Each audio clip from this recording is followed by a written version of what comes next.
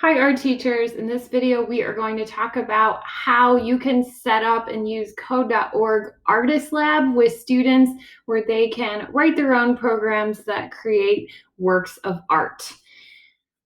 To get started, you'll want to go to your Clever portal, and you'll actually probably want to set up code.org through your Clever portal, although it can also be set up through Google Classroom. So if you are a teacher who doesn't have sections in Clever, or maybe you're working with a specialized group of students, Google Classroom is also an option. In this video, I'm just going to show Clever. So once you get logged into your Clever account, you'll want to go to your teacher page, and on your teacher page, you're going to want to add the code.org app. If you are within our district, you'll click Add App and then select code.org. It should be in the quick list. If it doesn't pop up, you can certainly search for it by name. As you add the app, it is going to ask you to double check your classroom and click a few different allow and continues. Once you've done that and the app fully sets up on your teacher page, you are partially ready to go. Now we're going to take a look inside the teacher account and see what it is you need to do. So I'm here inside my teacher account. You get to your teacher account by simply just clicking on code.org on your teacher page within Clever. Now you can see I have one of my sections already created here. I have a different course that they're taking. So I want to show you how you can get the course set up that will teach students how this works. And then I want you to see how you can just start exploring with students without doing the course prior. So we're going to click create a section, and when you've linked with Clever, it is going to show up Clever here next to Google Classroom. You would just want to click on Clever so that it links your roster to Clever. I'm going to click on Google Classroom just to make this real easy and quick, and we'll do this for my art class.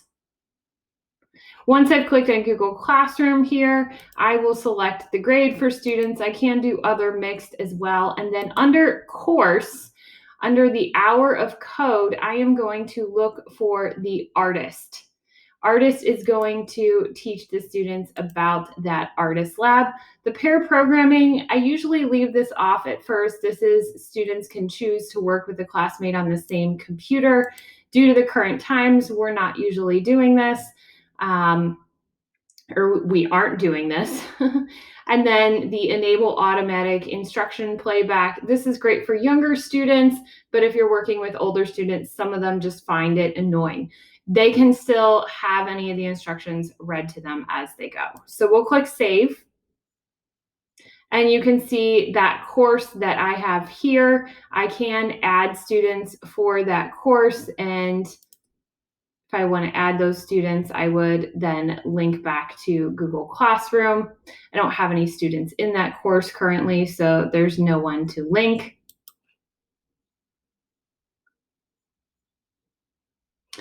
I can also click on the course name, so I can actually see the course as a teacher. So this course has just one lesson and 10 modules within that lesson. I can view this course as the teacher or as the student. So if you are demoing it for students, you can show this on the board. And it walks you through every single part of how this works. It gives you different things to do as you are going. It teaches you, in this case, how to draw a square.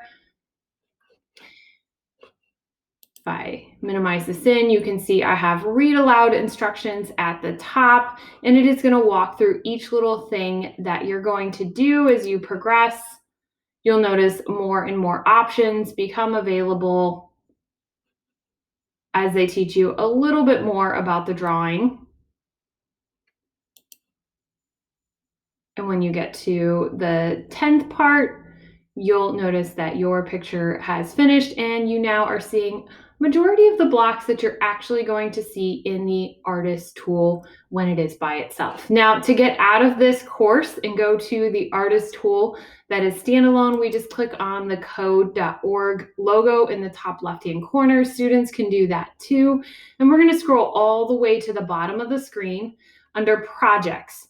So under projects, students will be able to see all of their save projects. They do auto save, and then they will have the different labs here.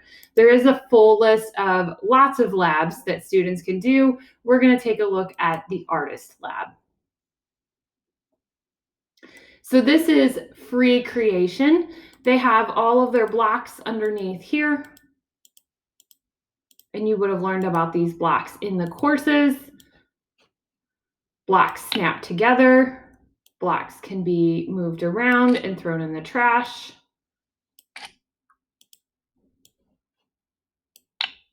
Blocks can be disjointed. Blocks that are not attached to one of the event blocks, which is in this case the when run, they will appear grayed out. And so that means that they're not going to run as part of the program. This is a great opportunity to talk about red, green, blue, RGB color scales.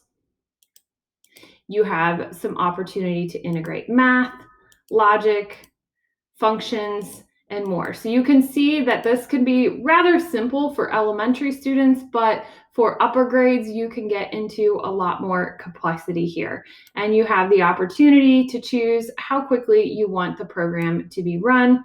You would click the run button when you're ready to run that program, and then click reset if you want to reset it to run the program again. When students are ready to share, they just click the share button and there becomes a link that they can share with you or with their peers. If you've allowed them to do this, they can publish their programs and they can also send them to a phone as well. If you have any questions about the inner workings of how to get started using code.org, don't hesitate to reach out. Hopefully you find this a fun new way to integrate computer science into your art classroom.